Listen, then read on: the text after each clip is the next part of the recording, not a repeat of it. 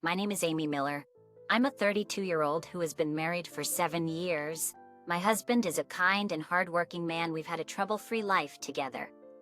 I only took maternity leave and have continued working ever since. We're what you'd call a dual-income family. Even before we had a child, my husband Owen was involved in parenting. And after becoming a dad, he helped even more with daycare drop-offs and household chores. I always thought I was more blessed than most wives out there. Then our child turned 6 and was about to start elementary school. I began to notice something wrong with my husband's health. "Why don't you go to the doctor?" But he didn't go because he was too busy with work. By the time he was willing to go, he was diagnosed with end-stage renal failure and needed a kidney transplant. His strength declined gradually, and as he became unable to work, he was forced to retire, and he couldn't even take care of our child properly anymore. As a result, everything fell on my shoulders, and I was overwhelmed with the busyness of work, household chores, childcare, and taking care of my husband. My husband would whisper "I'm sorry" in a weak voice, which was heartbreaking, and I pushed myself even harder. But no matter how hard I tried, the mind and body are separate, and my body started to scream in pain. That's when my mother-in-law brought up the idea of living together. "It's too much for you to handle alone, isn't it?"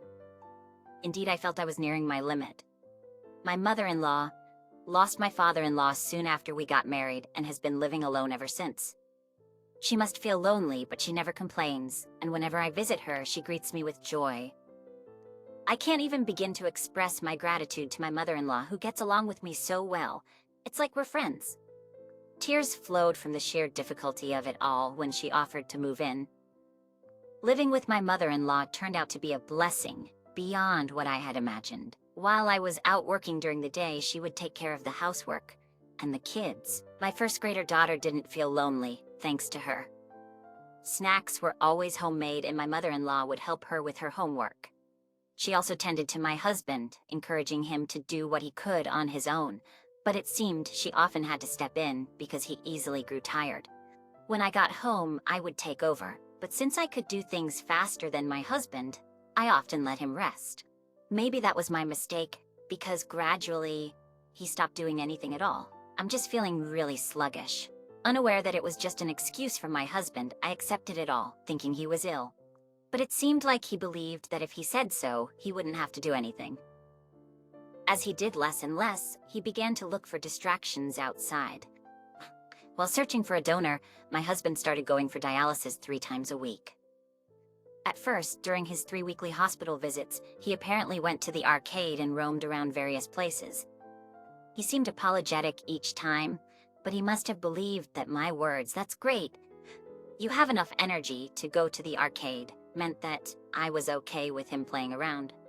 This way, he increasingly turned his attention outward, and before I knew it, he left everything to my mother-in-law and did as he pleased when he felt well. I can't blame him, he's sick after all. I kept telling myself, no matter how tough it got, even when I was too exhausted to move, I kept telling myself, "I'm still okay, I can do this." Then one day we got the call from the hospital. They had found a donor, and it turned out that the donor was me. "Please, Amy, give me your kidney." Upon learning that I could be a donor, my husband begged me on his knees. I was delighted at the thought of my beloved husband getting better. But if I stopped working, our family would quickly be in dire straits. There were risks involved with the kidney removal surgery, I was told by the doctors. Was it really okay for me to be the donor? But if it makes him well again, I'm his wife after all. With that excuse, I went through with the surgery. My husband cried with joy, thinking he'd get better. No more dialysis after this. Once the surgery's over, I'll be back to my old self. Not a single word of thanks was there for me. The surgery was a success. After a few days in the hospital, I went back to work. However, I had naively underestimated the risks the doctors had mentioned. I thought it couldn't happen to me. But even before my husband was discharged, a growing fatigue began to assault my body. What's this? I couldn't afford to be anxious. Why is so much of my hair falling out? Every morning, clumps of hair would come out as I brushed. Fear began to consume me. By the time my husband was discharged, my fear had turned into something much greater, but I had no time to think about myself. You should help out with the housework as part of your rehabilitation, my mother-in-law would say. But Owen was as if carried by the wind, always out playing. Instead of helping, he would look at me and say, "What's that on your head?"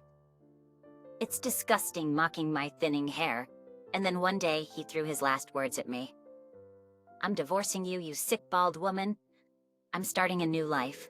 I was stunned by his words. "What do you mean?" Just back from work and still in my clothes, I was so shocked I couldn't stand. "What about your mother?" "That's right, I have to tell her about such important matters." "What are you talking about?" "This is a matter between husband and wife. It's got nothing to do with Mom, but she's helped us so much. You might have been saved, but I don't care. Anyway, I'm divorcing you." Why all of a sudden? My head was spinning. I just needed my mother-in-law. I thought she could calmly analyze the situation. But as soon as I got home, she had gone out shopping. That's right, she said she was going out for dinner shopping. The moment I thought I had no one on my side, all the efforts I had made came crashing down. I have to solve this myself. I can't accept such an unreasonable proposal. It's not right for Violet if we get a divorce. I thought of our elementary school-aged daughter. But it seemed my husband wasn't thinking about that at all. "Look, I've gotten this healthy, but look at you. That monstrous head of yours. It's unbearable to look at. But this happened because I gave you a kidney." "So what? Don't act like you're doing me a favor." "Sure, I asked for a kidney, but if I'd known you'd go bald, I would never have asked." "How can you say that? I didn't choose to go bald. After all the pain I went through to help this man, you've been thinking this the whole time since you got out of the hospital?" "Yeah, I have. It's been torture seeing you every day. To think of waking up next to a monster for the rest of my life is just disgusting. That's cruel after I gave you my kidney." "Are you really gonna say that?" "Sure, I asked for it, but who would have thought it would turn you into a monster?" "But still, just sign the divorce papers, all right? Here, sign this. Sign." What Owen had carelessly tossed to me was a set of divorce papers. Moreover, they were already signed and stamped with his name. "Once you sign this, we'll be strangers. That'll be a relief, won't it?" "But what about Violet?" "She's still in elementary school.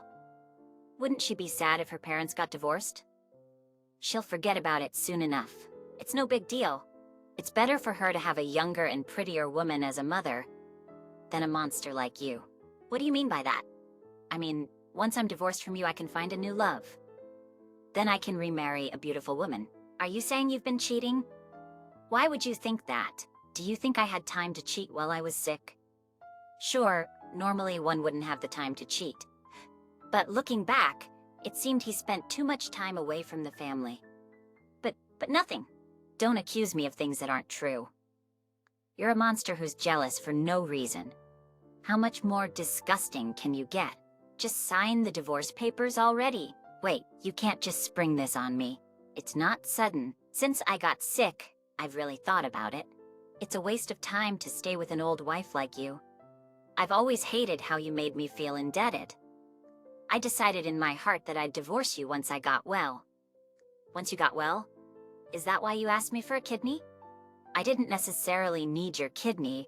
Any would have done, but it just so happened that yours was available. It's only sensible to use what's usable.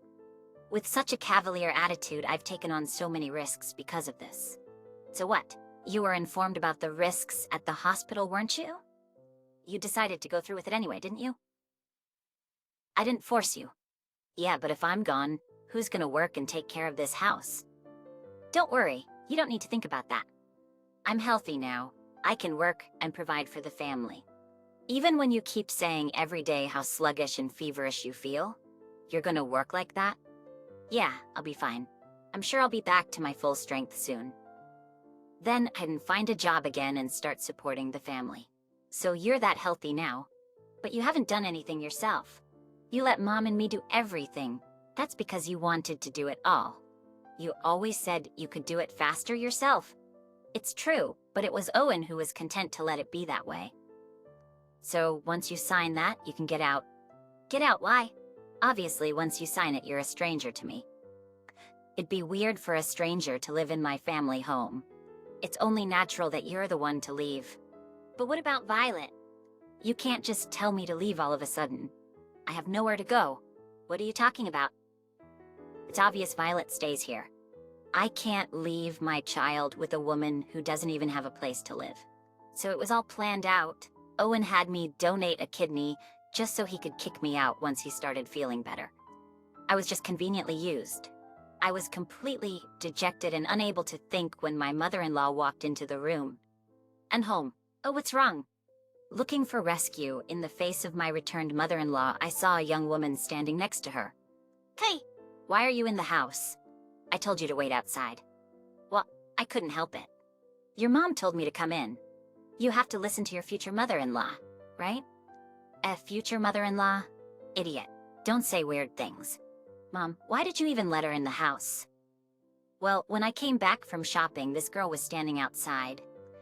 When I asked what she wanted, she said she knew you. So naturally, I told her to come in. What's wrong with that? Isn't that what you'd expect? Indeed, that's expected. If someone is said to be acquainted with my husband, they would be let in. But this woman, who is said to be an acquaintance, what kind of acquaintance is she? Weren't you just an acquaintance? That is, well, more than an acquaintance. I'm his girlfriend. And soon I'll be family to your mother-in-law. Eh? What is this girl talking about? That is, come on, Owen, say it clearly. That I'm your girlfriend and we're promised to marry. You've been cheating, but you just said you didn't have time for that. That is why. Why did you come into the house just because you were invited? Well, I wanted to see the bald-headed monster for myself. Owen said his wife's head has become so bald, she looks like a monster or a goblin. It's disgusting to think of being with that for the rest of his life. How could you say such a thing? No, Mom, it's not like that. So, since you're getting divorced and she's leaving this house, I won't get to see such a monster again. I was curious to see how much of a monster she is. And then, what a pity she's wearing a wig. So, my husband and his mistress have been laughing at me? Are you saying you've been cheating? And that's why you want a divorce, Amy? That's a divorce paper there, isn't it? No, that is. Amy, do you agree with this? Mom, I was just suddenly told about it. So I'm in a panic right now. I don't understand what's happening. After all the devoted care she's given you while you were sick, what have you been doing? And he's telling me after we get divorced, I have to leave this house. But I have nowhere to go. I can't give up Violet. Of course, why would I let a child go to such a terrible man who can do things like this? But Mom, if you give Amy the child, I won't be able to see Violet anymore. I'm saying I'll take Violet for your sake. My mother-in-law was silent for a while, but when she spoke, it was something unexpected. Amy signed the divorce papers. They? Mom? I thought, so I'm just the daughter-in-law after all. But then my mother-in-law said something completely different. If you sign the divorce papers, it's you who's leaving. Why should I leave? Whose house is this? Mom's. So that means I decide who lives in this house, doesn't it? I want to live with Amy. Amy, I don't want to live with a young woman who goes after someone else's husband. What's with this old lady? And about Violet. There's no way a woman who spews such nastiness can take care of a child. Besides, you're unemployed. An unemployed person with no fixed address can't raise a child. So it should be Amy who takes custody of the child. That's absurd, Mom. What's the problem? You've been using your illness as an excuse not to do anything around the house. You hardly even look after Violet. Moreover, since you've been discharged, you've just been selfishly yelling around. Can't you see that Violet is scared of you? Why? Parents get angry sometimes, don't they? You're just shouting for no reason. Of course the child is frightened. That's not what being a parent is about. You're the one who has to leave. Mom, you're not on my side. I'm on the side of what's right. You're wrong. You betrayed a dedicated wife like Amy. How could I possibly be on your side? Damn it. Fine then. Owen grabbed the signed divorce papers and left with the woman. After they left, my mother-in-law kneeled down and apologized to me. I'm so sorry. I never knew he'd do such a stupid thing. He didn't understand at all how much you struggled to take care of him. I can't ask for forgiveness, but please. You've done nothing wrong. Please lift your face. I'm sorry. It's my fault for raising him wrong. That's not true. My kind mother-in-law apologized again and again, blaming her upbringing. How could the child of such a kind person turn out like this? Every time I remembered my former husband, I just couldn't understand where things went wrong. 3 months later, as usual living with my mother-in-law and Violet, I received a call from my ex-husband Owen, but I couldn't bring myself to answer the phone and just ignored it. Yet Owen left a message. Thinking I might as well listen to it, I played the message, and it was as selfish as ever.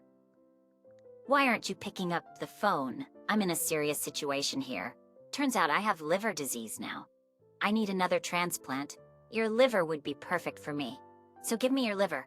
Then I can be healthy again. Please pick up the phone." My ex-husband sounded almost hysterical.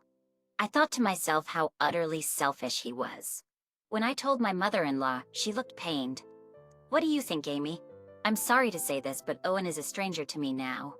After everything he's said and done, I can't bring myself to give anything to him." "Of course you're not wrong. That must be divine punishment." "I'm sorry. Don't apologize. I'm sure if you gave your liver, he wouldn't be grateful. Besides, if you were to get sick from the donation, it would be terrible for Violet. You're making the right decision.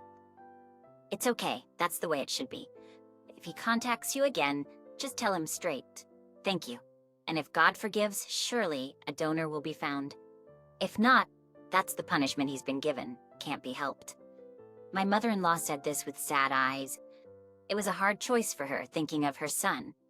Yet the pain of not being able to do that must be immeasurable. But she knew that even if I did donate, Owen's character wouldn't change.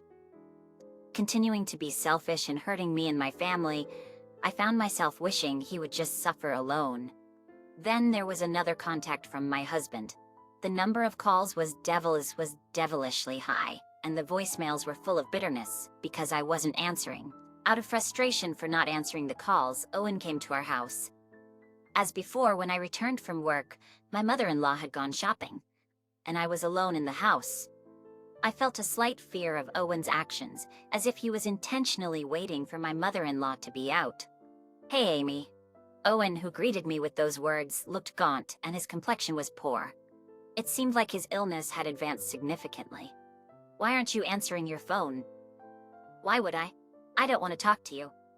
"But I left you a message." "I heard it. Then why didn't you respond?" "I didn't see the need to." "I'm begging you. Why won't you help me?" It didn't seem like begging, and even if it was, I have no intention of being your donor. "Why not? I don't have much time left." "My condolences. I'm still alive." "That's unfortunate." "Please give me your liver." "No, thank you." "Why not? Don't you understand why? Think about what you did to me after I gave you my kidney. That couldn't be helped. I don't think it was unavoidable at all. No matter how much you beg, I won't become your donor. If I did and something happened to me, you would just play ignorant, wouldn't you? If you need a liver that badly, ask her. Nora left me when she found out I was sick. She dumped me and left. Well, that's tough, but it's what you deserve. Don't say that. Being divorced means I'm alone. You have no idea how hard it is to endure feeling sluggish every day and still have to work. I understand. I gave you a kidney, remember? I still feel sluggish every day and still have to work. I understand. I gave you a kidney, remember? I still feel sluggish from that. Yet, I do the housework, take care of the child, and work. I think I have it harder than you. Then I'll remarry you. I'll overlook your baldness. Marry me, give me your liver, and I'll work this time. That way, you can take it easy, right? Time out. I'm not relying on you. And marry me as if it's a favor from you? How can you even say that when you're in trouble? I won't give you my liver. Don't come back. Don't be like that. If you keep this up, I'll call the police, got it? Hearing the word police, Owen fled like he was running away. I thought that would be the last of it. But Owen had more outrageous plans. That happened a few days later. My mother-in-law contacted me to say that Violet hadn't returned from school. Violet hasn't come back? Yes, she's usually back by this time, but she's nowhere to be found. I've looked everywhere. For a moment, Owen's face flashed through my mind. But surely he wouldn't take his own child. I dismissed the thought, but then Owen called. If you want Violet back, give me your liver. What? Owen? Yes, that's right. You must be worried about Violet, right? Give me your liver, and I'll bring her back. Violet must be the most important thing to you. How could you kidnap a child? I've only taken my own child. This isn't kidnapping. Unfortunately for you, we're divorced, and I have custody. A stranger taking a child is definitely kidnapping. I'm calling the police. You prepared for that, right? Why does it end up like this? I just want your liver. I never thought of kidnapping. It's too late. If you had given me your liver, I wouldn't have had to do this. It's your fault, isn't it? Don't blame others for everything. You cheated and abandoned your family, and when you got sick, you expected help. And when things don't go your way, you kidnap your child. That's unforgivable. Why are you getting so angry? It's your fault. Enough. I hung up the phone and immediately contacted the police to report that my child had been kidnapped. The police quickly deployed to Owen's apartment and rescued my child. Violet came back to me with tears streaming down her face, clinging to me and crying.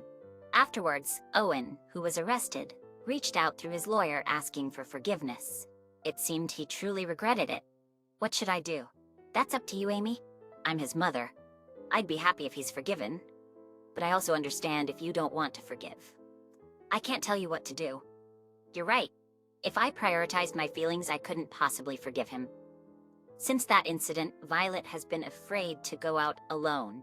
Considering he's her father, it's terrible to think what must have happened to make her so afraid. But Violet doesn't say anything when asked. Still, when I think of my mother-in-law, who I have been carrying this worry for months, I ultimately decided to settle. Owen, having been released from detention, bowed deeply and apologized, and then he started asking to remarry. I said selfish things about remarrying. I regret it, but in the police cell I realized what I really need is Amy. Amy needs me too, right? Without me it just won't do. So if we remarry, I'm the best choice, right? Then you can take care of me again. I have no intention of remarrying. Why not? I care so much about you. While asking to remarry, his words betrayed that it wasn't really about remarriage. He's scheming to use me under the guise of remarrying. Stop it. I'll never marry you again. Since he brought up the issue of being a donor again, after discussing with my mother-in-law, I decided to move with my daughter. Learning of my move, my ex-husband became frantic, searching for me, but ultimately he succumbed to his illness and passed away in fear. As for me, even though I left the in-laws' house, I keep in touch with my mother-in-law, and she even comes over to stay sometimes. I'm planning to buy a house where I can live with my mother-in-law once I've saved enough money. My name is Sarah Waters. I've been married for 4 years, but it's the second marriage for my husband. He has a high school-aged son named Mike, who is right in the middle of his rebellious phase. No matter how kind I am, he just won't accept me. Susan is living with her grandson Mike, but she's spoiling him terribly. Hey, Susan is incredibly indulgent with Mike. She buys him anything he wants. Isn't that fine? My husband, who grew up being pampered himself, seems to think this is normal and doesn't see anything wrong with it. As a result, I'm treated more like a household employee. But we're not exactly living in luxury, and it's quite a struggle. Susan, you left the lights on again, so it would help if you could turn them off. It saves on the electricity bill. That's not a big deal, is it? But the electricity bill is, if it bothers you that much, you can turn them off. There's no need to mention it every time. You have a really bad attitude. This isn't about my attitude, it's about hers. After all, my husband is just a regular office worker. Of course I work too, but we need to save as much as we can for Mike's potential college expenses. Mike, you left the faucet running. Could you use a basin to wash your face? Man, you're annoying. It's not a big deal. You always sweat the small stuff. No matter what I say, these two don't care. I thought about asking my husband to talk to them, but he's not much better. He apologizes when I point things out, but he doesn't seem to have any intention of changing. And at dinner, what's this? Leftovers from yesterday? Mike gets in a bad mood if he doesn't see freshly made dishes every time. This was made today? I want all new dishes, and there should be 3. Otherwise, it just doesn't feel right. He's so picky about his meals, it's like dealing with a prince.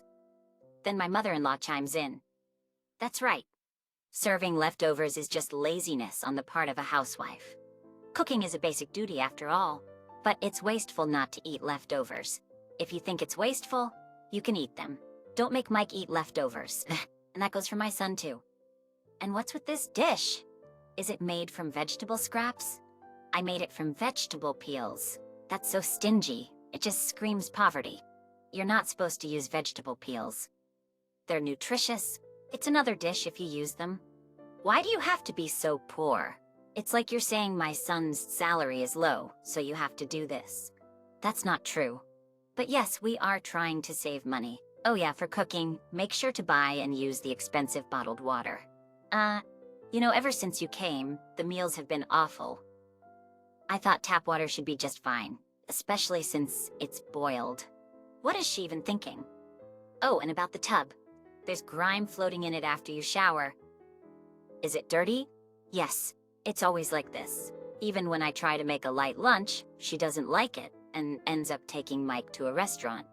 Because of this, Susan's allowance runs out quickly, and she starts asking me for money. I thought I just gave you some. That was gone in no time. Plus, it was so little I can't buy the things Mike wants. You might not care since he's not your child, but to me, he's my dear grandson.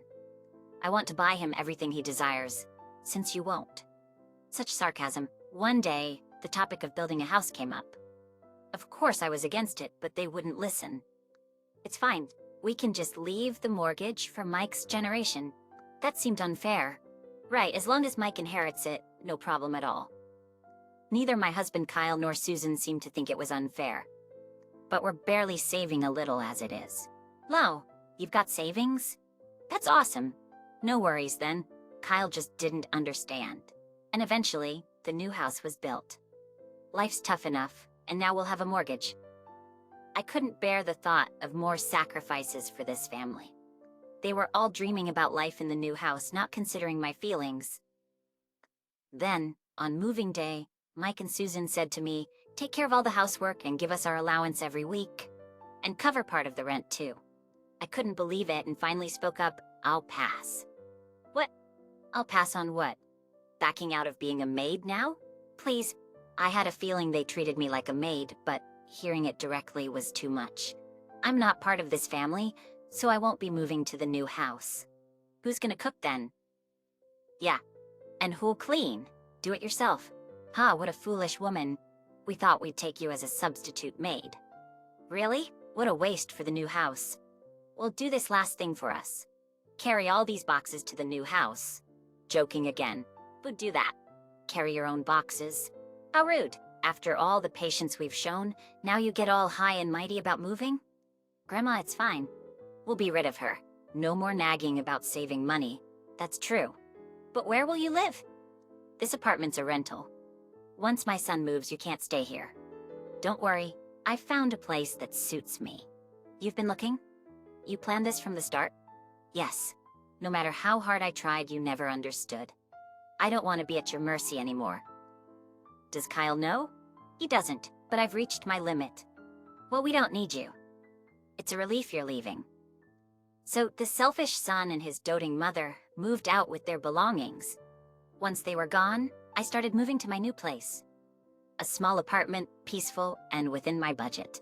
No more complaints about saving money. Such a stress-free life. But that night I got a call from Kyle. Sarah, what's going on? Oh, welcome back. Not welcome back. I was shocked to come home from work and find you gone. Sorry, I'm not going to that house. Why not? I just can't agree with your way of thinking. What do you mean you can't agree? We're a married couple. This is like separation. Yes, I guess it is. It's not just a guess, it's the reality.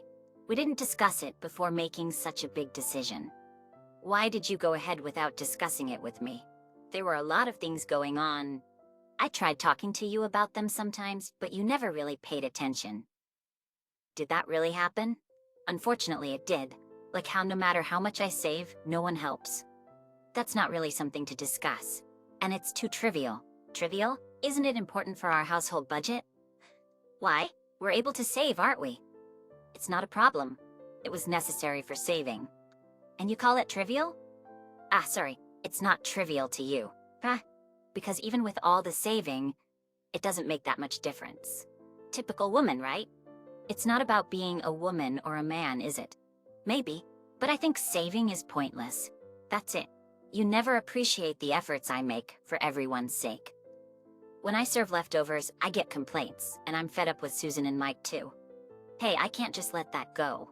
But it's true. They're always asking for more allowance, calling me stingy if I don't give, and then treating me like a maid. It can't be helped. You're a wife to me, but you can't be a mother to Mike. It's natural for mother-in-laws and daughters-in-law to have issues. What you're saying, they're just normal things, not really problems or something to discuss. Do you really think that way? I can't stand it. That's why I'm saying I've had enough. Don't say that. We can't pay the mortgage without you, can we? Yes, we need 2 incomes to pay it, don't we? If you know that, please come back. No, I was against building that house.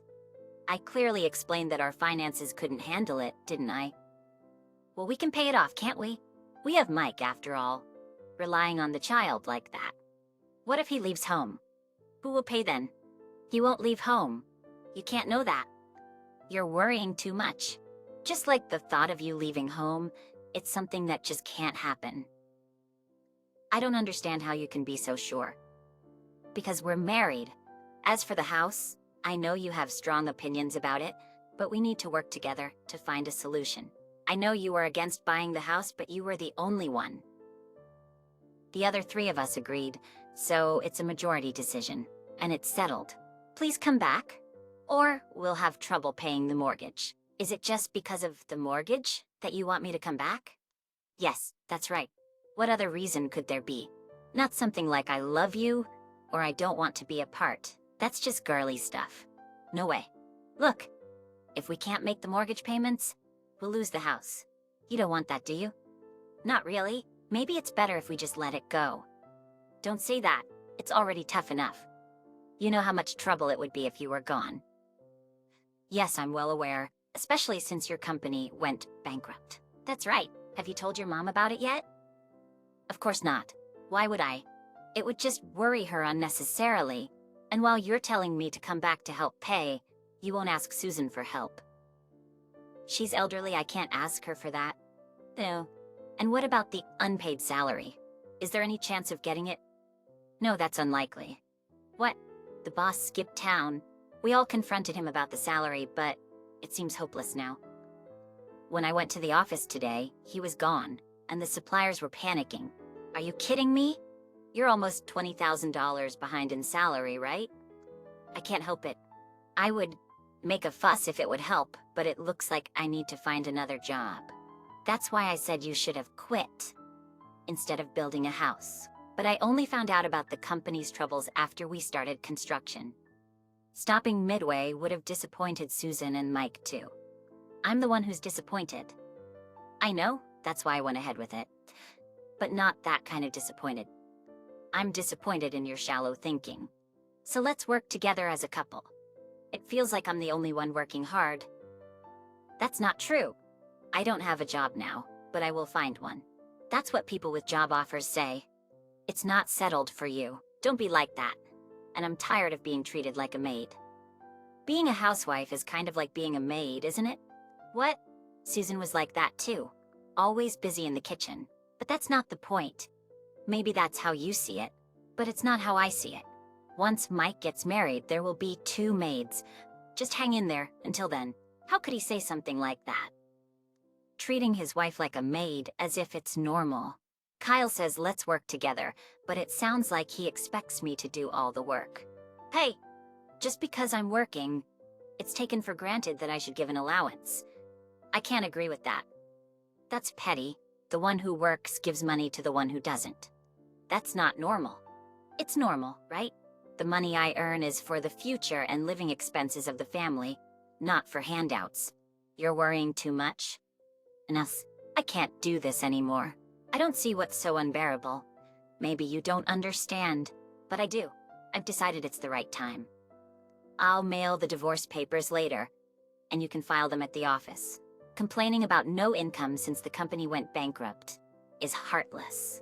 If you had told the family everything when it went bankrupt, it wouldn't be a big deal if I left. How could I say that? Besides, I didn't, so it's okay. It's not okay, that's why I am saying it. You'll have no place to live if you cancel the lease on that apartment, right? No, I've already secured another place to live. I want to live in a place suited for me. It's better to live comfortably within my means than to struggle with high expenses. That's too soon. Plan your spending like the TV commercials say. I'm just being strategic. Too strategic. Kyle kept saying, let's get back together, but it was impossible, so I hung up. 3 months passed without a word from him. I thought maybe he had given up and was trying hard, but it turned out he had finally found a job, but it was just part-time, and he was struggling. Now he's asking me for help. It's been a while, Sarah. Are you doing okay? Oh, Kyle, what about you? Are you okay? Yeah, sort of. You don't sound so sure. Well, did you find a job? Yeah, kind of. You're really beating around the bush, aren't you? Actually, I've only been able to find part-time work. For the entire 3 months? No, just recently. What? I've been at home, jobless all this time. So, you mean you haven't been working? Right? And Susan and Mike still don't know? No. I told them a week ago. What about until then? I said I was working from home. Do they believe that? Both of them? Yeah, when I said I switched to remote work, they just said it was something new. New? Yeah, remote work is becoming more common. Sure, but still, how much did they believe? I'm trustworthy, you know. Trustworthy? I don't think that's the point. How did you pay the mortgage for 3 months? From savings. So you mean your savings are gone now? Yeah. You're taking this quite lightly. What can I do? Worrying won't help, and I don't want to go bald. Want to go bald? Is that your concern? That's why I'm contacting you. I would have preferred to discuss this in person, but I don't know where you are. If you tell me your address, I can come over. No, don't come. That's harsh. We're still married, aren't we? Wait, we're not married, are we? Oh, we are. Why? I sent you the divorce papers. They must have arrived. Yeah, they arrived, but I didn't want to file them. So we're sort of separated, but still married. It's not sort of... I told you I want a divorce. I don't want that. Without you, who will help me in tough times? Is that why you contacted me now? You figured it out. Good thing I didn't file for divorce, huh? Since we're married, you'll help me, right? What a person he is. Always trying to take advantage of me. Can you file the divorce papers quickly? I thought we were already strangers. It's a hassle to remarry. Let's just stay as we are. I'm not planning to remarry. Don't say that. I'm really in trouble here. All I can do is sigh. Is he shameless or just hopelessly optimistic? So, when you told Susan and Mike you're working part-time, did they say they'd help? They were angry I didn't tell them sooner. That's understandable. So did they agree to help? They said it's a tough situation. So, did they say they'd help? Yes or no? No. I thought as much. I never thought those two would come together to make an effort. But at least Kyle is Susan's son. I had a little hope they wouldn't say he had to handle everything alone, but it seems my expectations were completely shattered. So basically, only you need to work hard? Well, can't help it. I'm the head of the family. If I don't work, no one else will. Susan is 70 years old, and their son, Mike, is still in high school. But that doesn't mean they can't do anything. Are you saving money? You're not still living luxuriously, are you? We're not living in luxury. Insisting on having 3 dishes for a meal? That's only natural. You don't feel like you've eaten without at least 3 dishes, right? Not eating leftovers? That's natural too. Leftovers are just waste. What about lunch? Eating out? Yeah, we do. Are you kidding? With no money, why would you allow that? Can't help it. Mom says she prefers it that way. That's just wanting to live luxuriously. Mom worked hard when I was a kid. I want to make life easier for her now. But you don't have the means for that. That's why I'm asking you for help. Come on, Sarah, help me out, please. No matter how much you ask, I've decided to divorce. I don't want to continue with someone who has such an unreasonable lifestyle. If you don't file the divorce papers soon, I'll demand alimony. Sorry, that's a problem. I'll go to the office and file them tomorrow. Once you've filed them, don't involve me ever again. Okay, but please, help me out. Kyle understood but actually didn't. Until the very end, he kept asking for my help. But I couldn't bring myself to help them. living so recklessly and still not wanting to change their lifestyle. About a month later, I got a call from Susan. Kyle has disappeared. Are you hiding him? Nah, I don't know. You must know. What happened? That boy wasn't working. He didn't tell us the company went bankrupt, just said he was working from home. When he finally admitted he only found part-time work, he disappeared. Now we can't pay the mortgage. That's tough. Why are you talking like it's none of your business? This happened because you left the house. I didn't leave on a whim.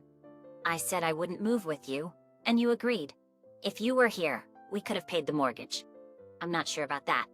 Even with me there, nothing would have changed unless Kyle found a job. If you were here, we could have at least paid the mortgage. With the way you were living luxuriously without saving, even I couldn't have paid it. Why did he leave? Did you say something to corner him? I didn't say anything like that. I just told him what we would do since he only works part-time. He's the only one who can work. That would make anyone want to leave. There's no spirit of helping each other in the family. That's pointless to say now. Well, true. I don't know where he is. We're family. You should know. Huh? I'm divorced. We're not family anymore? Lise? Oh, Kyle didn't tell you that? I haven't heard. I thought you would help us out in a pinch. Oh, that's absolutely not happening. How could you? Why are we divorced? The reason is your and Mike's selfishness. Don't say that, please help. I'll do anything. I refuse. What a terrible woman you are. Mike's voice came through hurling insults at me, so I hung up. Kyle never returned. Eventually, Susan made a tough decision and sold the house. But even after selling it, there was still some mortgage left. She moved to a rundown apartment and did odd jobs and part-time work as much as she could. As much as she could, but the strain was too much and she eventually became bedridden. When Mike, not knowing what to do, asked her for advice, she said, "Ask Sarah for help," and he came to me. "Help me," a dejected Mike said. Are you working a part-time job?" "No." "What about school?" "I'm going." "So, you're just trying to take the easy way out?" "Impossible. Come back when you've really hit rock bottom." "What do you mean? Why are you continuing in a private high school with no money?" "No one will help someone who doesn't work a part-time job and just asks for help." "That's harsh. Dad said I should at least finish high school. That doesn't mean it has to be a private school. You could transfer to a correspondence course.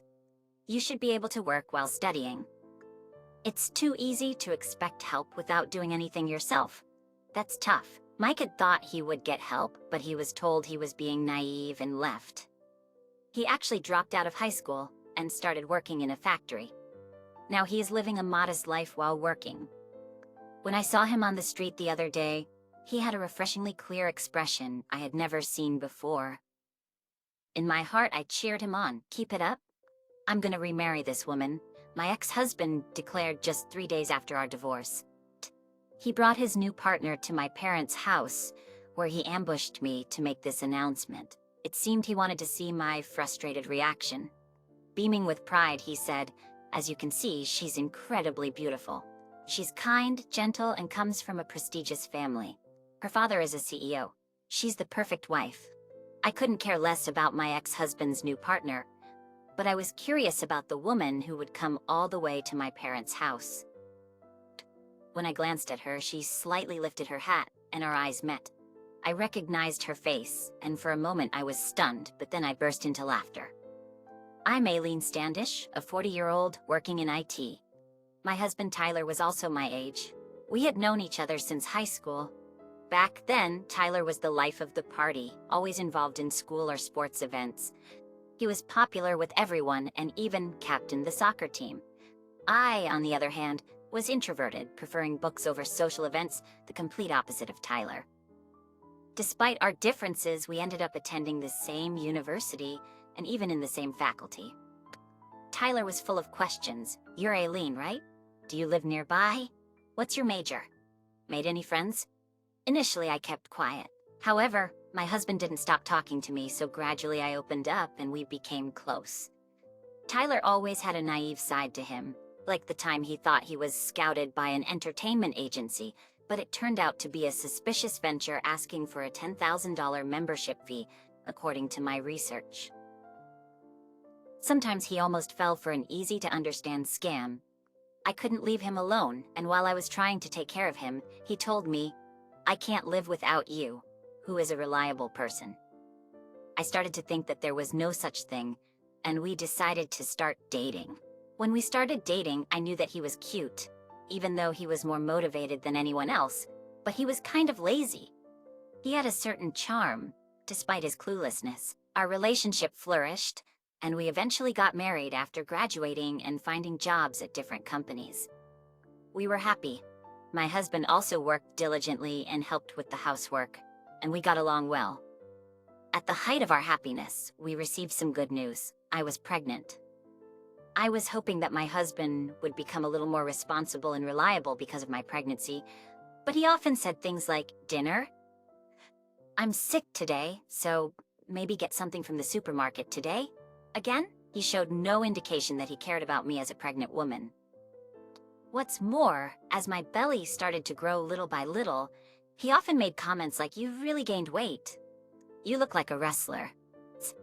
I was often irritated with my husband, but for the sake of my unborn child, I was careful not to accumulate stress by going home to take a breather. After a long pregnancy, I safely gave birth to a baby girl. I named her Hannah. There were many things I didn't understand and difficulties in raising my child for the first time, but I was very happy spending time with my daughter and husband. A year has passed since my daughter was born, and my maternity leave has ended, so I returned to work. I was originally working full-time, but balancing childcare and work was harder than I expected, both physically and mentally. In the end, I consulted with my husband and coworkers and decided to switch to part-time. When I started working shorter hours, my husband's careless personality escalated further. He would say things like, "Hey, have you cleaned the bathroom? Just do the cleaning yourself."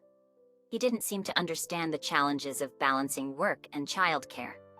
While I was preparing dinner, my daughter suddenly started crying. I asked my husband to take care of her and change her diaper, but he replied, "I can't do it. I'll never be able to change a diaper. It'll hurt my nose too." The days were tough, but I had gotten used to the situation, and before I knew it, I had to return to work. Before I knew it, 8 years had passed. Now that my daughter is 8 years old, I don't have much to do with her anymore. I was planning to put even more effort into my work from now on, but suddenly my husband said, "I'm quitting my job." "What do you mean, suddenly? Our daughter is finally grown up?" He said things like, "I want to grow more. I don't want to be just a worker." My husband sometimes behaves in strange ways that surprise everyone around him, and I call them seizures. I watched him for a while, thinking that it was just another of his whims, when he suddenly announced that he was quitting his job. But his desire to change jobs never seemed to subside. Finally, without consulting me at all, he simply said, "I found a new job, so I'm quitting my job. I'll start working at the new company in 2 days."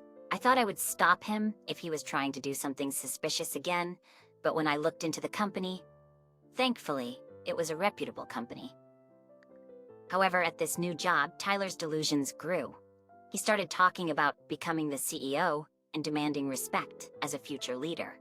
My daughter and I were simply bemused by his antics. Things only got worse with Tyler's behavior and attitude. "You look older now. All the young girls at work are so pretty." "Huh? You're getting older too." "It's natural for everyone." "I know, but you could at least try to be more fashionable. Look at this woman, she's got 2 kids and still looks stunning." He was showing me a photo of a popular Instagram influencer. I was annoyed at being compared to her. I mean, I do keep myself pretty well put together, especially considering I'm 40 and have a child. It was frustrating how he pushed all the housework and parenting onto me while drooling over young, pretty girls. Around this time, Tyler started working late more often and coming home less. "You've been coming home late recently?" "Really? It's the usual time, isn't it?" he replied, but his return time was definitely later. Especially on Tuesdays and Fridays, when he wouldn't be home before 10 p.m. "Why are you always late on Tuesdays and Fridays?" When I asked, he suddenly spoke quickly and defensively, "It's for a project. We have meetings only on Tuesdays and Fridays." "Are you doubting me?" He seemed quite unsettled. Okay, got it, I said, and he looked visibly relieved. But I was suspicious. Ever since we were dating, he always talked fast and got angry when he was lying or feeling guilty. His behavior was predictable, so I took action. While Tyler was in the shower, I checked his phone. I remembered the password. He once said my car license plate number and the password on my old cell phone are... Cell phones are all 4649. It was just like him to be that simple. When I entered 4649, the phone unlocked. And there it was, evidence of his affair all over his phone. Messages on texts like, "I'm free this Friday, can't wait to see you, and is your wife okay with this?" She's clueless, no worries. There were also many photos of him cozying up with his coworker, who seemed to be a junior at the company. I transferred all the evidence to my phone, shaking with anger. With all the proof gathered, I finally confronted Tyler about a divorce. Initially, he denied everything, but when faced with the evidence, he turned pale. "I'm sorry, please don't divorce me. You wanted a divorce, that's why you cheated and grew cold." "No, it was just a momentary lapse. I don't want to lose you or Hannah. Please." I was filled with hatred for him, but couldn't bring myself to divorce for our daughter's sake, who was 8 at the time. I decided to stay married on the condition that he cease all contact with the woman in the future. It seems that she voluntarily resigned from the company, perhaps because she felt uncomfortable having someone with whom she had an affair working at the same company. For 6 months, he seemed genuinely repentant, but a year later he was back to his old ways, belittling me. I couldn't forgive him for the affair and his continuous disrespect. Our marriage was cold, but we stayed together for our daughter. No matter how many times I broached the subject of divorce, my husband continued to refuse. However, a week ago, Tyler suddenly asked for a divorce. "Let's divorce." "What?" "I've made up my mind." "Let's divorce? Why now? You always refused before." "It's not that I didn't want to get divorced," I asked, genuinely curious. "I also thought it was best for both of us to divorce." However, he refused to divorce, and he wondered why he had decided to divorce now, even though there had been many times before. "It's your fault. Since my affair, you've changed. You never forgave me, and I'm sick of it." He blamed me. I had indeed never forgiven him. Not just for the affair, but for everything that followed. "It's not just an affair. You've been insulting me all this time." "I was doing it for your own good. A woman should take care of the house and maintain her looks." "You were slacking, so I had to remind you." "It's not my fault we're divorcing." That's when I realized he would never admit his faults. He always blamed me, never listening when I said he shared the blame. Finally, he insisted, "It's not my fault we're divorcing." "It's not my fault, so no alimony or splitting assets, remember that." That confirmed it. Tyler wanted to come out on top in the divorce, insisting it was all my fault. There's something wrong with my husband saying things like this. I suspected he might be having another affair. He was so predictable, getting agitated and talking fast just like before. In the past, I would have confronted him. But now I have no more interest in him. "Fine, let's divorce. I don't need your assets. But I won't give up living with my daughter." "All right, that's fine," I said, utterly dismayed at how easily Tyler seemed to give up on our daughter, despite always claiming she was so important to him. Soon after, we went through the divorce proceedings and finalized it without any trouble. I moved back to my parents' house with my daughter. She wasn't opposed to the divorce and wanted to come with me, saying, "Dad's hardly ever home anyway, and he's so mean to you, Mom. I think it's better if we're apart. I just want you to be happy." I was ready to start a new life with my daughter and my parents, but just 3 days after the divorce, an unexpected event occurred. When I came home from work one day, I saw Tyler and a woman with long black hair in front of the house. She was wearing a hat that obscured her face, giving me a bad feeling. I wanted to ignore them, but since they were in front of my family's house, I couldn't just leave them there. Approaching them, Tyler came towards me with a smug smile. "What do you want?" I asked apprehensively.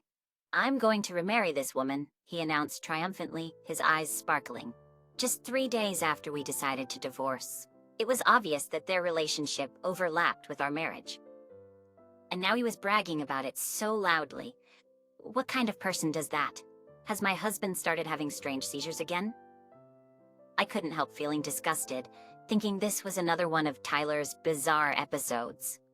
I tried to show my disgust openly, but Tyler, absorbed in his story, didn't seem to notice. He went on about his new wife, saying, "As you can see, she's incredibly beautiful, kind, gentle, and her father is a CEO. She comes from a prestigious family. She's the perfect wife." Though I didn't care about Tyler's new partner, I couldn't help but peek at her face. When she slightly lifted her hat, our eyes met, and I recognized her face instantly, freezing for a moment. Seeing me, her face turned pale. I couldn't help but burst into laughter. "Stop it, this is too funny," I said. "What are you laughing at?" Tyler naively responded, "Because I know this woman very well. The easy target you mentioned, Tyler, was actually you." "A target? You two know each other? What a small world." Meanwhile, the woman trying to leave said to Tyler, "I'm feeling sick. Can we go home now? Her name is Natalia, and she's trying to leave right now, as if she can't stay here anymore." But Tyler stopped her, laughing cluelessly. "What's wrong, Natalia? I didn't know you knew Eileen." Natalia tried to stop him, saying, "Stop it. We should go home." But my ex-husband showed no signs of coming home. "How did you two know each other?" he asked, so I explained. Actually, we had worked together for about 7 years. While I was explaining my relationship with Natalia, she seemed quite upset and uncomfortable. However, Tyler didn't notice her behavior and told me how perfect she is. She's a 29-year-old beauty, graduated from a prestigious university, kinder and gentler than you, a great cook, and a perfect wife. "I'm glad I divorced you. I'm sorry that I'm the only one who is happy," he said sarcastically. "Huh? What a lovely woman." I tried to empathize with him, but I couldn't stop grinning. When he saw me grinning without crying or feeling regret, he started to get irritated. "Why aren't you more upset? Crying and screaming? Or are you speechless because my new wife is just too perfect?" I see, Tyler must have come to show off his new partner, hoping to see me upset. But honestly, I felt neither envy nor regret. I had no feelings left for my ex-husband, and it didn't matter to me whom he remarried. However, the fact that his new partner was Natalia was just too amusing. Seeing Natalia's face turn pale, I decided it was time to reveal her true identity to Tyler. "I was just surprised by your new partner, Natalia. I guess Natalia was famous at the office for being a beautiful high achiever. It's no wonder you're shocked that such a perfect woman would marry me." Yes, indeed, Natalia was quite famous. Natalia glared at me fiercely, silently begging me not to say more. "Natalia, you said before you quit your job that you were having an affair with a married man, and it turns out that man was Tyler." What a surprise. "Hey, you can't do it. Hey, don't go around saying you're cheating." Tyler was momentarily taken aback by this revelation of his pre-divorce affair, but soon shrugged it off. It was about my stupid husband anyway. Seeing Tyler so smitten with Natalia, I decided to share more about her. Natalia was promoted quickly at work, maybe because she had a special relationship with the company president. "Hey, wait a minute. When was it? I remember you said loudly during lunch break that all men are just wallets to you. That you could easily hook them by selling your body. What? You were famous for saying that you slept with the bosses for promotions or money. That's a lie. You must be mistaken, right? But it was a mistake to get involved with the president. His wife found out about the affair, leading to your firing, right?" "Stop it. Don't make up lies. It's not true. Tyler, she's just jealous because we make such a perfect couple." Natalia desperately tried to convince Tyler. "Then how about this? Can you still call it a lie?" I said, showing them a photo on my phone. It was a video of a drunken Natalia at a company party. "Men are just wallets. Buy some ready-made food, plate it up, and they think you're a great cook with no taste. Just undress a bit, and they'll pay you. Now I can pay off my debts." Natalia ranted in the video. It was hard to see her as the gentle and kind person Tyler believed her to be. "So all the meals you cooked were actually store-bought? And you have debts?" Tyler asked, confused. Yes, Natalia had a lot of debt. Tyler, in a panic, asked her to explain, but she fell silent. "Oh, and Natalia isn't 29 years old. She's 2 years younger than me, so 38. Natalia had lied about her age. Sure, she looked young thanks to the money she received from men for Botox injections and cosmetic surgeries, but claiming to be 29 was a stretch. Tyler's lack of judgment in women was truly laughable. And she's not a CEO's daughter. Her dad works in a factory, so that's why you were so adamant about not meeting your family. It's all lies, isn't it, Natalia? Was there even one true thing in what you said? Tyler's face turned red with anger as he confronted her. I'm sorry, Natalia stammered, caught in her web of lies.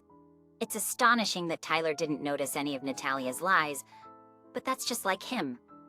He judged her solely based on being young and beautiful, never really looking beyond her appearance. That's the kind of person he is. Discovering that his seemingly perfect Natalia was a facade of lies, Tyler was in shock. Apparently, they met about 6 months ago, and Natalia had been bragging to everyone I found an easy mark, even though he's married. They met at a social bar. While I also questioned Tyler's integrity for attending such places despite being married, Natalia targeted him because he boasted, I work at a major company and earn a good salary. Hearing this, Natalia saw Tyler as an easy target, despite noticing his wedding ring. His wedding ring? She thought his money could help pay off her debts. Eventually, Tyler, wanting to divorce me to remarry Natalia, believed that by divorcing me quickly, he could use his income to support both of them. That's probably why she decided to marry Tyler. He probably thought he could start a new family with the younger Natalia. Tyler, looking at the apologetic Natalia with disdain, yelled, I can't believe this. There's no way I can continue with all these lies. The irony of his own deceit was lost on him. He was just as guilty of lying as Natalia. Tyler, you don't even work at that company, do you? And you always bragged about your high salary, but you earn less than me. Stuttering, Tyler couldn't hide his disarray. Natalia, realizing Tyler's deceit, exploded in anger. I was gonna marry you thinking you were rich. What a letdown. She confronted him angrily and pushed him away. Tyler, stunned by her sudden change, was trembling. He loved Natalia for being young, beautiful, a great cook, and a supposed CEO's daughter, while she loved him for his supposed wealth. All their lies came to light and their relationship crumbled. Realizing I had once been married to such a despicable man, I felt disgusted with myself, but was simultaneously relieved to have divorced him. The two liars were indeed a perfect match.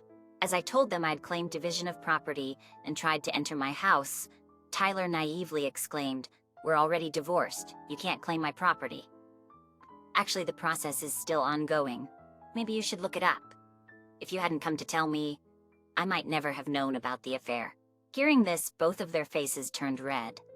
I'll discuss further through my lawyer, I said, finally entering my house. They continued arguing loudly outside, causing a nuisance to the neighbors, and were eventually taken away by the police. Later, with my lawyer's help, we finally finalized our division of property. I was delighted to sever ties with such despicable people.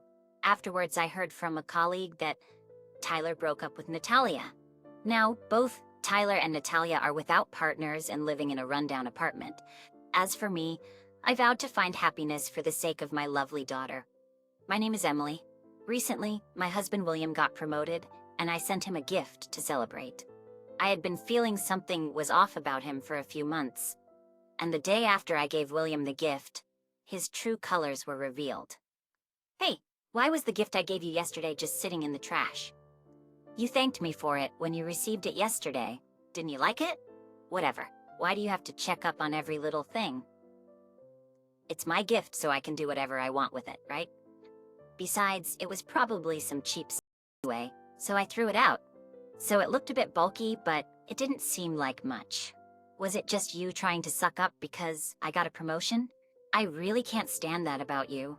I had no idea you thought of me that way. Well, you wouldn't have thrown it away like that otherwise, right? But are you sure that was a good idea? It seems like you're the one who's gonna have a problem. You're being too persistent. I said it's fine, so it's fine. The content seemed like paper anyway. You don't mean there was a paper in there worth thousands of dollars, do you? If you're going to spend money on unnecessary stuff, you might as well spoil me more. Yeah, well, sure, if that's what you think is best. Then, just to be clear, I want you to check what was inside the gift. By the way, you just casually said you can't stand me. Did you mean that? Or was it just in the heat of the moment? Man, you're so annoying. I've been saying it all along. Did you seriously think I was truly in love with you? To be honest, I don't need you or our child anymore. I just got married and had a child for social status. Our daughter is already 5 years old, so maybe it's time to live separately. Divorce is a hassle, so let's just live apart. I'm tired of playing the husband and father role. I've made it this far in my career, so I deserve to be free. I'll pay child support so you guys manage on your own. That's pretty selfish of you, isn't it? Who was it that cried with joy when Olivia was born? Who said they would cherish their family forever? To change your mind so drastically in just a few years is truly frightening. That kind of preaching is exactly what I'm tired of. So what about the gift's content? It doesn't matter anymore, right? I've already thrown it away. What, you want me to say, oh, it was just some cheap thing after all? That's the kind of annoying stuff I'm talking about. As my wife, you should just listen to what I say. Always contradicting me, saying I'm wrong. Don't you know the phrase respect your husband? You always scold me without considering the time, place, or occasion. Don't you realize that hurts my pride? When I say no to Olivia, it means no for you too. I have to explain it out loud, because you don't get it. And about not considering the time, place, or occasion, I do feel the atmosphere. I've thought about staying silent, but everyone's making faces like say something to him. Didn't you feel that? Of course not. What have you been looking at all this time? When have I ever been looked at like that? My promotion is thanks to my hard work and big contracts. It's not just seniority. A person like me wouldn't be annoying to others. You've never really seen me. Oh, really? Then you might be happy with what was in the gift. It might have seemed cheap, but it's not worthless to me or you. I can't speak for everyone, but here, open this one. If you still think it's pointless, I'll throw it away. Oh, so you didn't just pick it up? Having two of the same cheap things, huh? Fine, whatever. It's gonna be the same result anyway. We'll see about that. Huh? What's this doing in here? What do you mean the photos of you cheating? Don't you recognize your own face? Let me tell you then. In those photos, you're the one drooling over someone else. And I know it's you. We've been together for at least 7 years. No, that's not what I mean. Why do you have this? This kind of photo should only be known to us. Oh, so you do remember? No, it's not like that. Fine, but seriously, how long are you just gonna stand there? You know the bag with the same stuff is in the communal dumpster, right? Yeah, you're right. I can't stand here chatting with you. I have to go now. With that, William rushed out of the entrance and headed for the dumpster. But it was already too late. Hey, I will ask the landlord to give me back that envelope. I accidentally threw it out last night, but it actually contains something really important. Look at the landlord's dumbfounded face. He's frozen because you talked to him. See, he's holding the envelope you threw out and comparing the photos of you and the real you. Hey, what the hell are you staring at my photos for? Don't look at me. Give it back now? That's a terrible way to speak. You're the one breaking the rules, yet you're taking it out on the landlord. I can't believe this. And aren't you embarrassed making a scene on this busy street?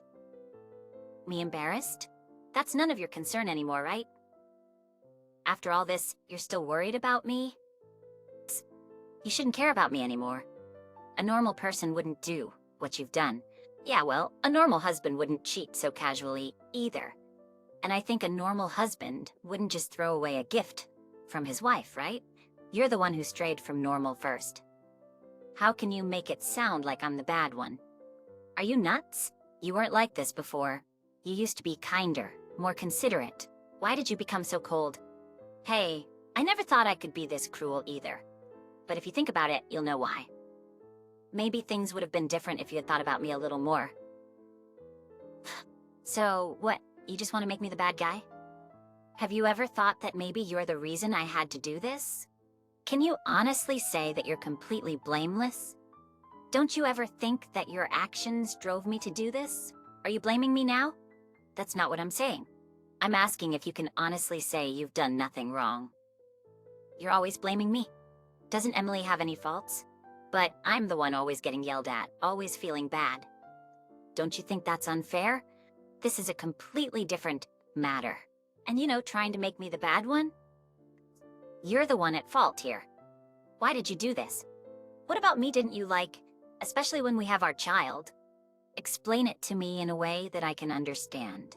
If you're going to blame me, need to explain yourself first. Don't say you too. I have all the evidence in these photos. Everything in these photos is what you dislike about me. And since you wanted a divorce, I included a lawyer's contact too. What?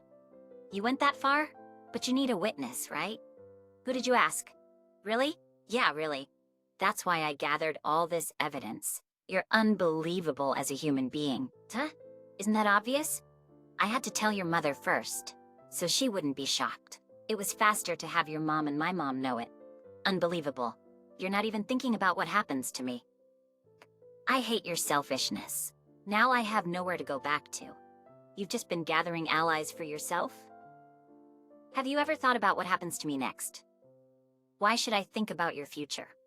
You're the one who did this without thinking. Why can you just shift the blame onto me?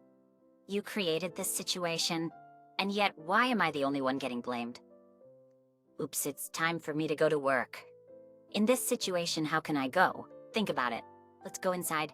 It's weird to talk about this here. Let's go inside and sort this out. We've come this far, why go back inside? Let's talk here. There's nothing else to talk about, right? All the evidence is here. There is the lawyer's contact. All that's left is for you to agree. It's the natural outcome for you. You wanted a divorce from the start, so just agree happily. Why worry? Just go inside already. What happens if we don't? Is there something wrong? No, not exactly, but then let's just talk here. It's not like it's too cold or hot. All you need to do is agree to divorce amicably. It's not that hard, is it? If you're thinking we can talk this out and rebuild, you're dead wrong. I have no intention of getting back together with you. Honestly, I don't even want to breathe the same air as you inside the house. Talking out here is all I can handle.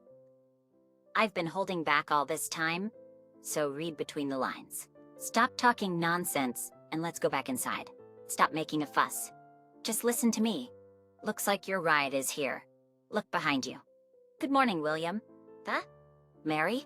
Aren't you gonna say hi? She's calling your name. Huh? Emily's here too? Good morning. Huh? Emily's here too? Good morning. It's trash day today, isn't it? Can't forget about it. When I start living with William, I have to follow the rules, right? What? Yeah, Mary. The landlord here is strict about rules. If you don't follow them, you'll get scolded. Right. I'll be careful. But why have you been silent all this time, William? I came all this way. Aren't you gonna hold my hand and say good morning like usual? What's this? Mary, how do you know Emily? I was planning to keep quiet until you were officially divorced. But Emily said the divorce is happening soon, so maybe it's time to spill the beans. Emily is your neighbor, right? When I posted on social media hoping you'd get divorced soon, she reached out to me. Since she lives next door, she offered to help with the divorce. So I sent her pictures of us together, even your sleeping face, loads of them.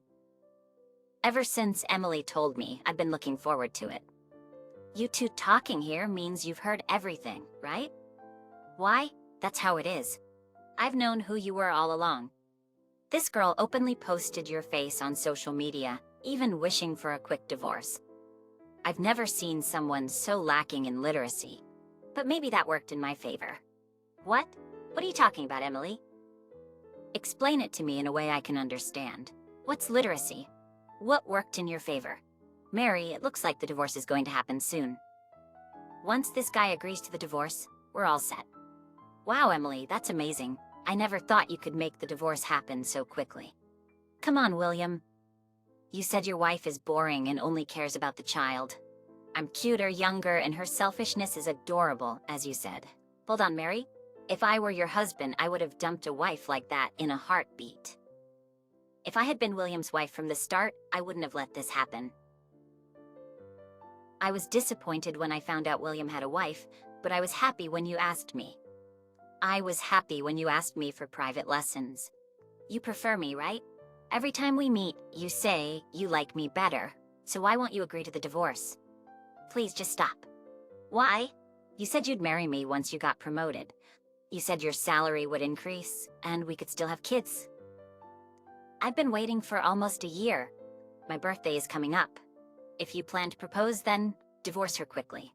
I absolutely don't want a half-hearted proposal from a man who's still married. Look, Mary is saying it too. So just agree to it already. Mary won't wait forever, you know? A younger, prettier face is better, right? Mary will get older too, and it's better to have kids sooner rather than later. Right? Emily agrees. Look, she's saying it too. You've grown apart from your wife, haven't you? I heard your daughter is already 5. Your wife can manage on her own. She's a nurse, right? She'll be fine. Here, these are the divorce papers with your wife's name. It might be easier for you to make up your mind, Mary. Why don't you have William check it? Wait. Okay, here you go. William, huh? What's wrong? The wife's name is Emily. Wait, what? Emily is William's wife? They have the same name? Stop it. Enough already. What? What's going on? What's happening here? Watching the two panic, I couldn't help but burst into laughter. That was too funny. Why is Emily laughing? What's so funny? Hey, Mary, why is Emily laughing? What's so funny? Hey, Mary, you still don't get it? Huh? What? You're beginning to understand but can't put it into words, right? If you say it out loud, you'll have to admit you were deceived. I've had enough. Tell me, what have I been deceived about? I'm not just the woman next door, I'm his wife. The unattractive old lady who only cares about her child. The wife you've been mocking all this time, that's me. No way. Didn't you find it strange at all? Why would a neighbor help with a divorce? Collecting photos, what did you think that was for? Didn't you question it even once? Wait, how could I have suspected that? I trusted you completely. You chose to trust blindly. Sure, I lied, but you believed it. I never thought it would work this well. I even wondered if you'd take me seriously at all. You both must have thought you had me fooled completely. Thanks to you, I collected the kind of photos William had. You didn't think such photos existed, right? Since they came from the person involved, of course I knew. That's awful. You tricked me? Sounds terrible when you put it like that. But, well, you two are more reprehensible. Who cheats on their spouse knowing they're married? Thankfully, there's a system for people like you. I'll gladly use it. Don't mess with me. What you did is the worst. Lying so casually. You just said it, right? It's wrong for children to lie, but okay for adults. You teach Olivia not to lie, then what about you? You're doing the opposite of what you preach. You can't possibly think it's only okay for you. Of course not. I know I'm in the wrong too. But this was the only way. Olivia understands that. Plus, as I showed earlier, your mother and my mother know too. That's what's so annoying. Oh well, it doesn't matter anymore. Look behind you. Huh? Mom? William, you better brace yourself. And with that, William's mother-in-law appeared from behind and slapped William's cheek. Ow. Your pain will heal if left alone. It's nothing compared to the suffering Emily and Olivia went through. Do you even realize the awful things you've done? Hey, who's this lady? You're William's mistress, right? You knew he had a family, yet you still got involved. William is at fault for approaching you, but you could have rejected him. That would have spared everyone this pain. Enough, William. Divorce Emily right now. You've seen the divorce papers, right? Divorce her for Olivia's sake, and never show your face at our house again. Why? Why are you rejecting me too, Mom? Emily and Mom have given up on me. What am I supposed to do now? I've lost my place to return to. What am I supposed to do? Okay, William, I'm here, aren't I? We can always be together. So just divorce your wife quickly and let's be together. Shut up. It's all your fault for flirting with me in the first place. I was fully aware I had a family, yet you're the one who swayed my resolve. Everything is your fault. What? Are you kidding me? If that was the case, you shouldn't have approached me from the start. And what do you mean I flirted with you? That's ridiculous. You're the one who looked at me that way, right? Well, whatever. I'm over it. Do whatever you want. I don't care about you anymore. Bye. With that, Mary quickly left the scene. Before I knew it, the landlord had also disappeared, leaving just me, William, and his mother-in-law. That's the situation. I've said all I needed to say, so I'm going home now. Oh, William, let me tell you something. Emily has already consulted a lawyer. No matter how much you struggle, there's no escape. Be prepared for that. Come on, Emily, let's go. We need to pack your things. William, go to work. You're an adult. Emily and I will take refuge, so don't expect to see us again. Guided by his mother-in-law, I went back to my apartment to pack my things. Around noon, I received a tearful call from William, who must have gone to the office. Hey, what should I do? Mary reportedly told my boss that I've been harassing her. It's not true, but I'm about to be investigated. What do you think I should do? Hey, do you really think I can answer that? This has nothing to do with me anymore. It's a problem between you and Mary. Oh, by the way, I've been blocked, so can you pass a message to Mary? I've reported everything to your family, so make sure to pay child support. That's awful. That's how it is, so don't call me anymore. Good luck. Wait for me. I hung up the phone mid-conversation and set it to reject further calls. Long time no see. Really, it's been a while, Emily. I'm sorry for all the trouble William has caused. It's okay. It's all settled now, and you're not to blame. I appreciate you saying that. Did you manage to finalize the divorce process? Yes, I managed. William got fired for false accusations by Mary. I thought so. He was ranting about that when he came to our house. He came over even though you told him not to? Yes, he did. But I didn't listen to him and called the police and sprinkled salt on him.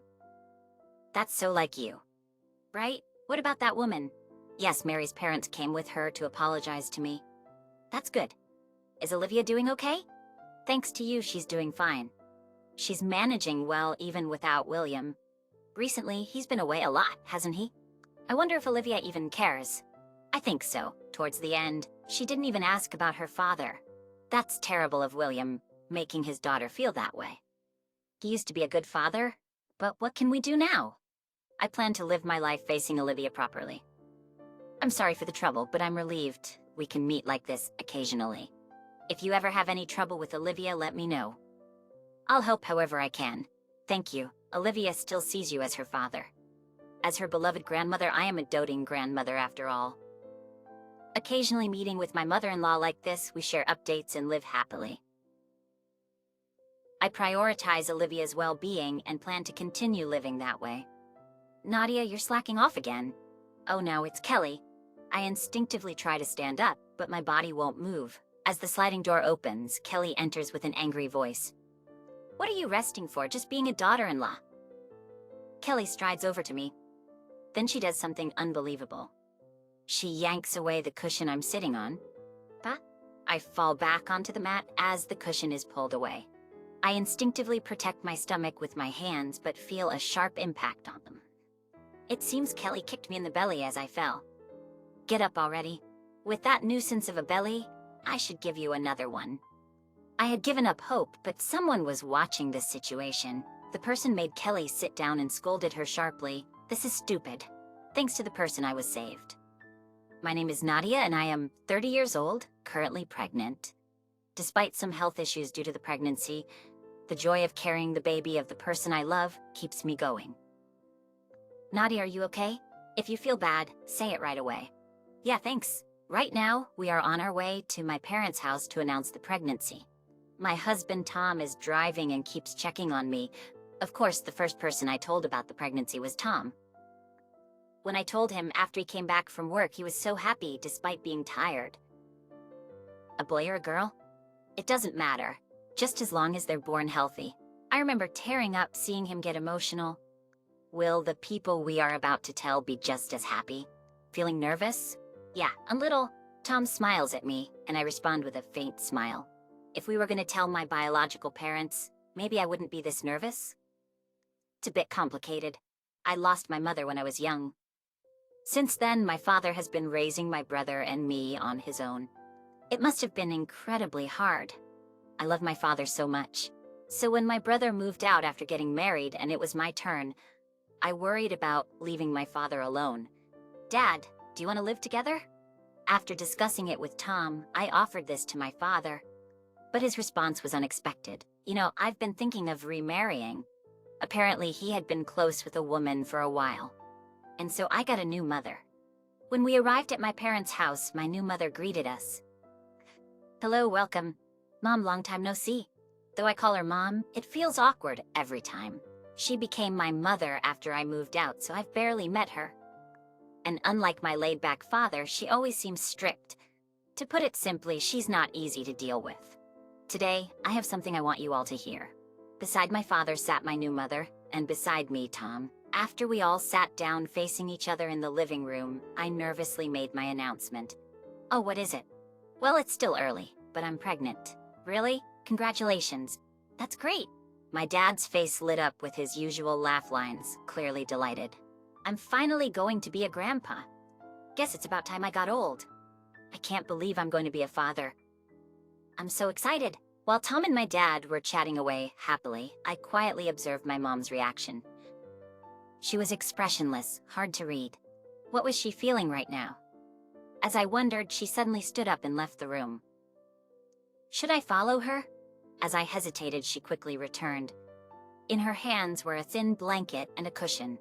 Nadia, use these. But this room gets surprisingly cold. Oh, thank you. I felt a bit happy, realizing she was concerned for me. Yet my mom always had a stern look. Was it her cold, businesslike demeanor that made her seem unapproachable? A simple congratulations would have made me happier. Maybe then we could have gotten closer. I was thinking such wishful thoughts. We planned to leave right after the announcement, but my brother and his wife, Kelly, visited, changing our plans. Tom and I live about an hour's drive from my parents' house. In contrast, my brother and Kelly live just a 5-minute drive away. They often visit on days off, like today. It was an unexpected encounter, but a good opportunity, so I shared the news of my pregnancy. No way! Darn, you beat me to it. That's frustrating. I chuckled at my brother, jokingly expressing his disappointment. Kelly lightly tapped his head. What are you talking about? First, congratulations. Congratulations, Nadia. Thank you. Kelly had a vibe similar to my mom's. Straightforward and kind, but somewhat intimidating. But honestly, I'm envious. We've been trying, with no luck. Just getting older over here. At this rate, we'll be old before we know it. I'm only 2 years younger than you. Thanks for the consolation. Kelly sometimes made self-deprecating comments like this. I always find it hard to respond in these moments. Well, we should probably get going, Tom. Yeah, sounds good. As we were about to leave, my parents and my brother's family offered to see us out. I felt a bit dizzy. Maybe from the pregnancy or just the tension. I needed to be careful not to fall. I was holding on to the handrail for safety, when suddenly, I felt a heavy impact on my right shoulder from behind. Out! I almost stumbled, but managed to stay upright thanks to the handrail. Sorry, Nadia. I accidentally tripped and bumped into you. Are you okay? Yes, I'm fine. It was Kelly who had bumped into me. Tripped? But we were just walking down a straight hallway. Can that really happen? Normally, wouldn't you grab the handrail or the person next to you if you were about to fall? Why would she bump into me, knowing I was pregnant? A chill ran down my spine, feeling uneasy. Sorry. Oh, you don't think I did it on purpose, do you? Don't look at me like that. It's okay. I'm fine. I couldn't accuse her without proof. Maybe it was just an accident. With that, we left my parents' house without saying anything else. After getting home, I took some time to think. Maybe I'm being a bit oversensitive because of the pregnancy. I've always gotten along okay with Kelly. There are things about her that I find difficult, but we've never really had a problem. I'm sure that feeling of malice I sensed was just in my head. I tried to convince myself of that, but after that I started encountering strange things more often, and with each incident, my distrust towards Kelly grew. The first odd thing was about my personal belongings left at my parents' house. Turns out they were somehow thrown out in the garbage. It was my mom who contacted me. I found some clothes that looked familiar in the trash. I picked them up, but what do you want to do with them? Can you leave them as they are? I'd like to check them. Later, when Tom and I went to check, they were indeed my belongings. Both my mom and dad said they would go into my room, but they wouldn't throw anything away without asking. So who did? Well, the day before garbage day, Kelly came over to visit. Oddly enough, she was alone. What? My heart raced. Previous incidents came flooding back. My mom looked at me silently, then said something as if she had sensed something. maybe I shouldn't have said that. It's not good to suspect without proof, but maybe you should ask. What will you do? What can I do? It bothered me, but I didn't want to stir up unnecessary trouble. Fortunately, my pregnancy was going well, and the baby was growing healthy. Before I knew it, I was already 8 months pregnant. By this time, I had entered a stable period of the pregnancy, and my physical condition had improved. Since I hadn't seen Kelly in a while, there were no more troubles. Then one day my dad invited us over, saying, "Why don't you and Tom come over on your next day off?" He picked a day when there was a big festival near our parents' house. Every year, we gather at our parents' house for this festival. It's a big noisy celebration with all our relatives. When I told them about your pregnancy, everyone was happy. They said they'd love to see you. But of course your health is most important. Standing for a long time was difficult with my growing belly, but otherwise, I had no problems. "I think we'll go," Tom agreed. "Great, everyone will be so happy," I replied. With Tom's agreement, we visited my parents' house after a long time. "Long time no see, Nadia. Congratulations. Wow, you've grown. This is gonna be a healthy, fine baby." Every relative I met congratulated me. There were relatives I could only see on this day. I was so happy that I moved around more than I should have. "Nadia, aren't you moving too much? Isn't your belly tight?" It was my mom who pointed it out to me, as I hadn't even noticed the tightness in my belly. "Oh, true. It might be a bit tight. Do take care. You're this child's mother after all," my mom said sternly, then took my hand and led me to the next room. There was a mattress in that room. "Lie down for a bit," she said. "Thank you." I could hear everyone's voices from this slightly distant room. Lying down, I realized I was more tired than I thought. I felt like I could fall asleep right there. As my head started to get fuzzy and I began to doze off, I felt a light tap on my head. "Huh?" When I opened my eyes, there was Kelly with a stern face. "Hey, what are you doing here? Everyone's come to see Nadia, right? Sleeping is just selfish. Come on, get up," she scolded me. But without giving me a chance to refuse, Kelly dragged me out and back to the relatives. "Oh, Nadia, where have you been?" Surrounded by everyone, I couldn't say I wanted to rest, so I just joined the conversation, forcing a smile. As I moved and stayed standing, I could feel my belly getting tighter. "Nadia, do take care of yourself," my mom reminded me. "You're this child's mother after all."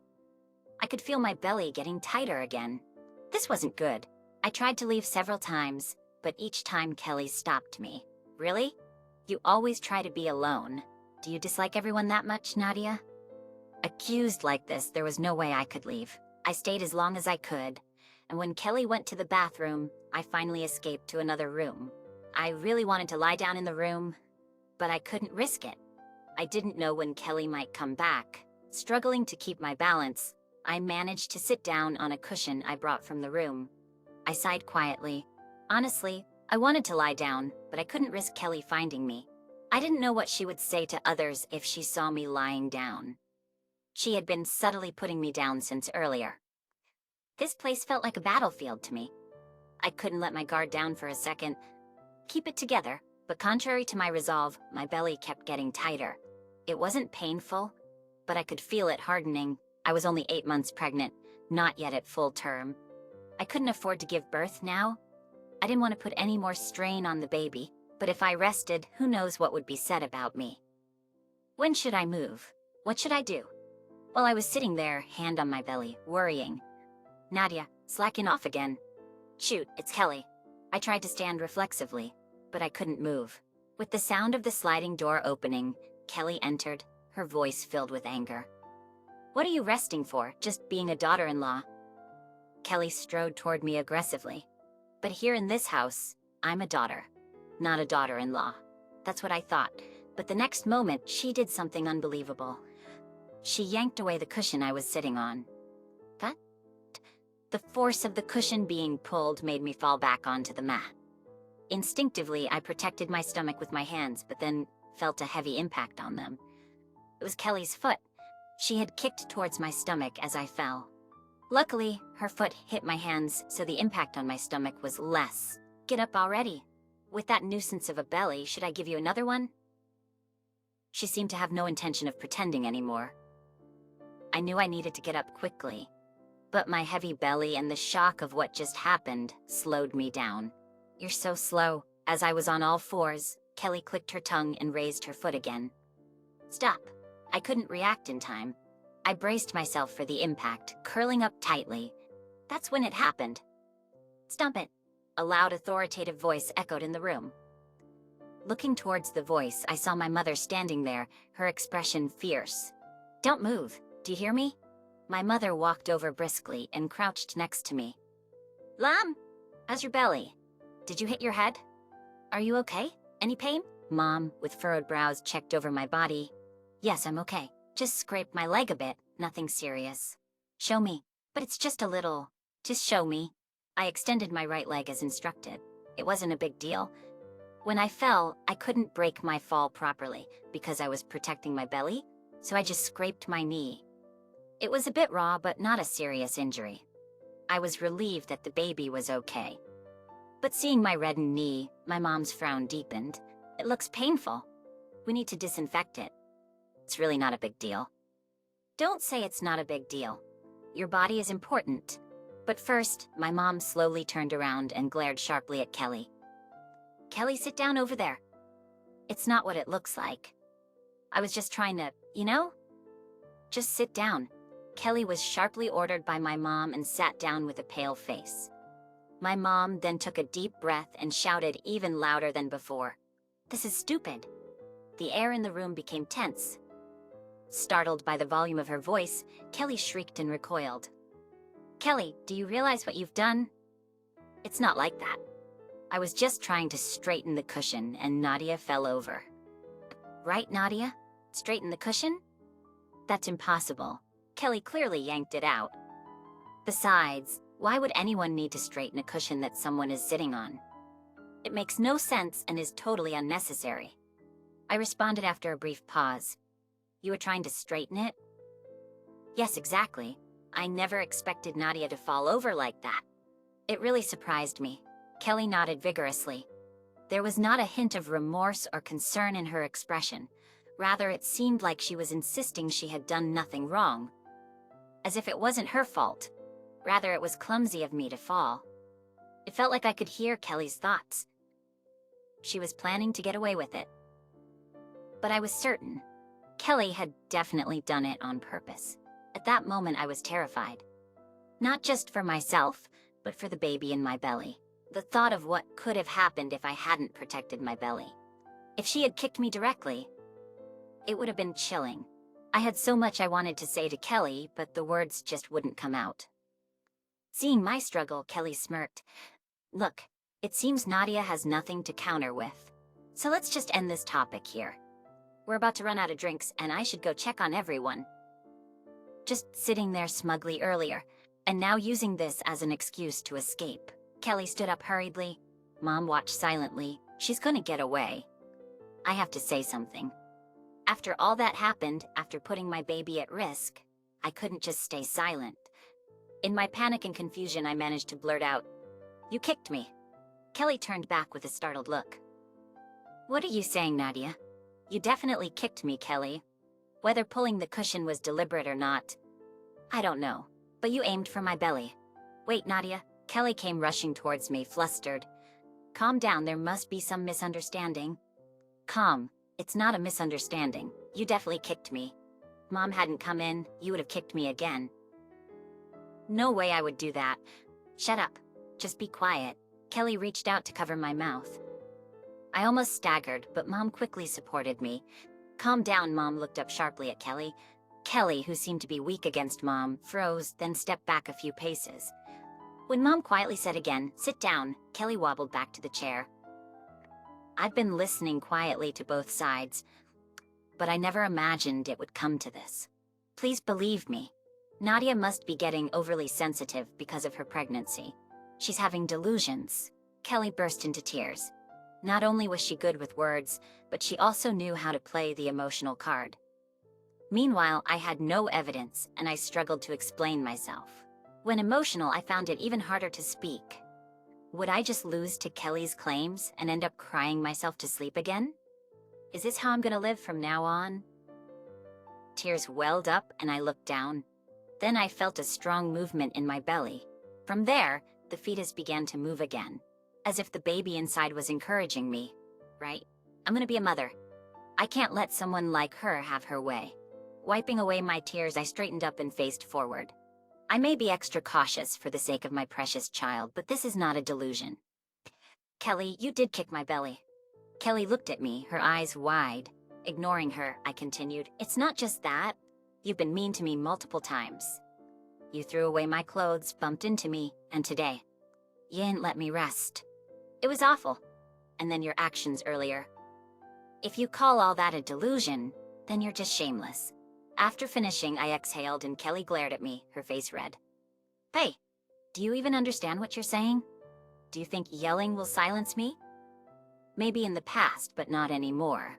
I stroked my belly and looked at Kelly. For this child's sake, I won't lose to someone who's just good with words and loud. I won't be defeated by a bully. What did you just say? Kelly's nostrils flared with anger, as if she was about to erupt. But I wasn't scared. I couldn't stay silent anymore. Come at me if you dare. At that moment, as I braced myself for a fight, something unexpected happened. My mom burst into laughter. Kelly and I, taken aback, froze. Mom finally calmed down after taking a deep breath. A cornered mouse will bite the cat, as they say. She muttered, then coughed softly, and looked back and forth between Kelly and me. Kelly, do you have anything else to say? You can't possibly believe what she's saying. It's all nonsense. Is that so? But you know, Kelly, I only believe what I see with my own eyes. Then, were you just resting and being a daughter-in-law? The words Kelly had hurled at me earlier while snatching away the cushion. Why would Mom know those words? I saw everything from the beginning. I was so shocked I could hardly breathe. I couldn't believe what I was seeing and couldn't move immediately. I'm sorry for frightening you, Nadia. Mom murmured an apology, and I quickly waved my hand, saying it wasn't her fault. Mom had witnessed everything, not just a part, but all of it. So in front of Mom, Kelly had been spouting lies. Realizing the gravity of the situation, Kelly's face drained of color. I had been concerned about Kelly's attitude towards you, Nadia. But without proof and being an old woman, I thought it odd to interfere. I never imagined it would come to this. Even Kelly was speechless. I thought I might have to step in, but Nadia, you spoke up well. Oh yes, that's what a mother looks like. You did great. Just like my daughter, Mom smiled warmly and nodded in approval. Seeing her gentle smile, I finally relaxed and burst into tears in her arms. Then Tom, my brother, and Dad were called from the other room for an emergency family meeting.